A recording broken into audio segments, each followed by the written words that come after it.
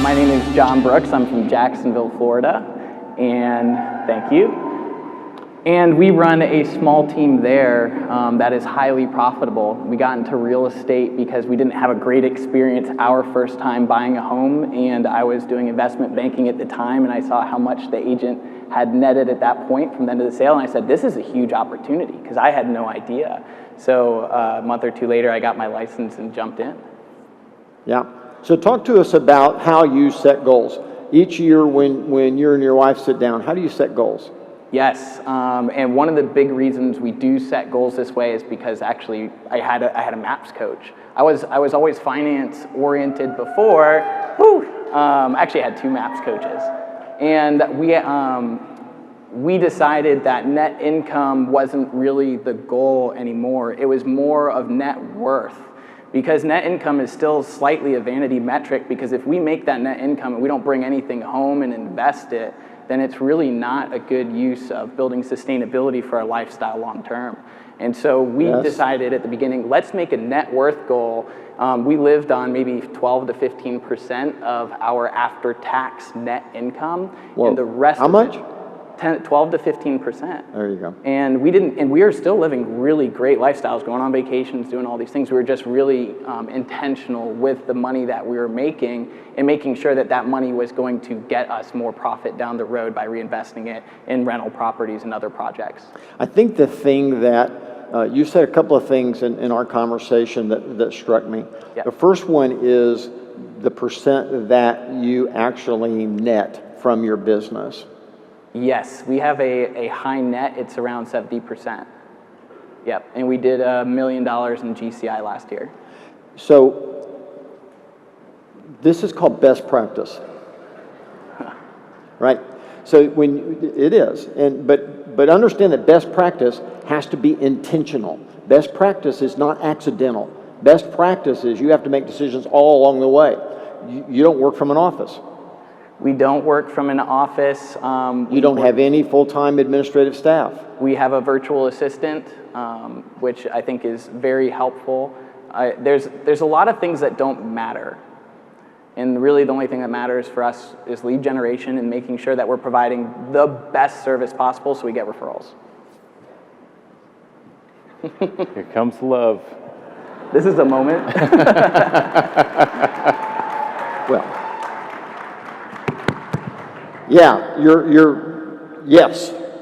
Thank God. Yes, It's absolutely. that That's correct. Now you also, so what's the secret to that? Is not putting an emphasis on things that don't matter. So every month we go through a chart of accounts through QuickBooks that we align exactly with your business models, because we're going to listen to the person who wrote the book on it, of course. And so then we're going to get creative on top of it after we follow the model. Yeah. So then we were like, okay, do we need a full-time admin, or can we get just as much value from a virtual assistant? Do we need to hire a full-time buyer agent, or can we hire people for, there's a lot of agents in our office that don't have enough work to do. Can we hire them for $25 a door to go do the showings? Instantly our lifestyle is awesome. We feel like we're living 7th level, and we have minimal expenses and minimal people to supervise. And you have support, you and your wife have support around you, but that support is very purposeful. Yes. It's very aimed at very specific tasks. So you're paying for what exactly you need done and nothing else. Yep, and the rest of it is us. We build the models and then we put the people in the model. Yes. And they operate within our framework rather than hiring the person and having them build the framework for us. And it's worked very well for us because we're builders. We love that process. Yeah, one of the things that you told Jay and I was, and to me it was very poignant when you talked about the cost of a lead through aggregators like Zillow and Realtor.com. So if you go back to 2015, I think you said? Yeah, it was 2016. Okay. The cost per lead that we had per closed transaction was $500. Okay. 2017, it was $1,500. 2018, it was $2,200. And a lot of those leads, I mean, we don't have control of the time of day they come in, the price point that they come in, anything. We don't have control of anything. And so what we really wanted to do. So let's just stop and let's just medicate on this for a second. This is the whole thing that Jay was showing you, and this is the culprit, and that is buying the lead from the aggregator, $500, what'd you say? 1,500 and 2,200. And 2,200 in a 36-month period.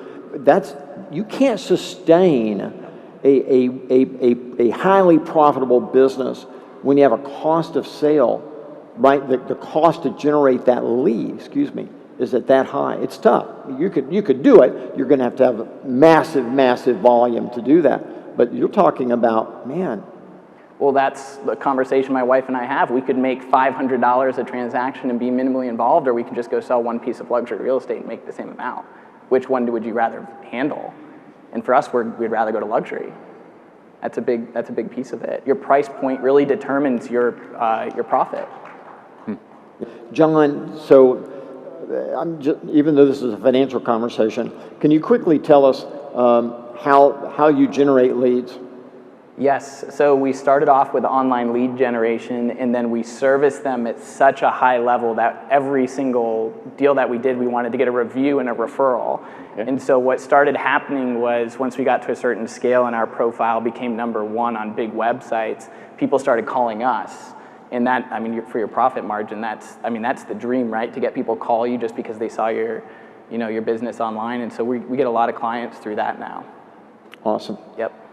John, if you were going to give us advice today on living the life that you and your wife live professionally, right, in terms of having the same kind of net that you have, what advice would you tell us? How do I do that? I'm sitting in the audience and I'm thinking, okay, I like 70%. That's a really cool number. I love that. I think what's the path to that, John? The path to that, #1, is you have to have the data. So you need to collect the data on your own business. You need to see what's working and what's not working, and then have a system that you hold it accountable to for your rate of return. So what we do is we track literally everything in our business. We know the title companies that we work with. We know the lenders. We know how much money we make them so they can support us in our businesses and what we're doing. We know. We track everything. Know your numbers. We know our numbers, and because you know your numbers, you can make an educated decision on what you should do, and you can pick your profit. Yes. If you don't know your numbers from the start, there's nowhere else to start. You got to start with your numbers.